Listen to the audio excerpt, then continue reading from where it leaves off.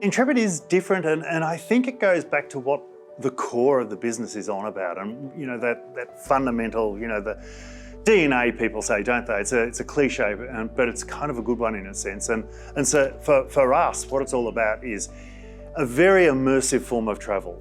I think respect is everything when it all boils down. It's just such a critical element. I know we're running a business and I get that, but when you think about it, respect goes to the core, I think, of any good business. So we really need to respect those local communities that we're traveling through. We need to respect the environment. Sustainability started on, I'm not sure about day one, but certainly year one.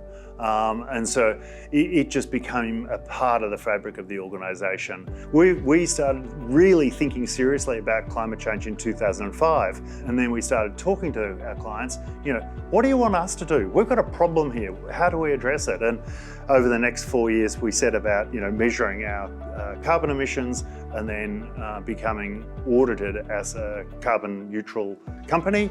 Our business now is about 10 times bigger than it was when we made that decision.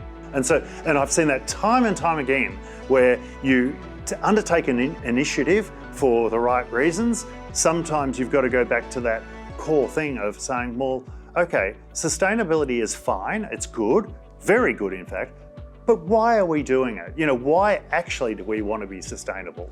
And I think that's sometimes what companies forget.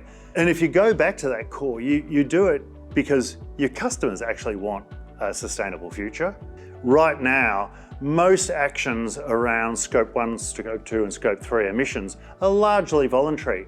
But soon, in the next couple of years, there's going to be significant reporting requirements. Because we've been doing this now for 15 odd years, we're across it. And yes, we'll have to do a little bit more finessing, in order to comply exactly with the way the standards come through. Not only do we ourselves want to be doing the right thing from an ethical perspective, but we have to be doing the right thing from a regulatory perspective. Now, for me, BDO is one of those incredibly valuable tools as a director or as a chair that you can harness to ensure that your compliance and your governance is as you want it to be, first of all, but secondly, to get it better. So you can ask the question, what are we not getting right here? In brief, we are a complex business and we collect revenue from 40 different countries in terms of where customers are. So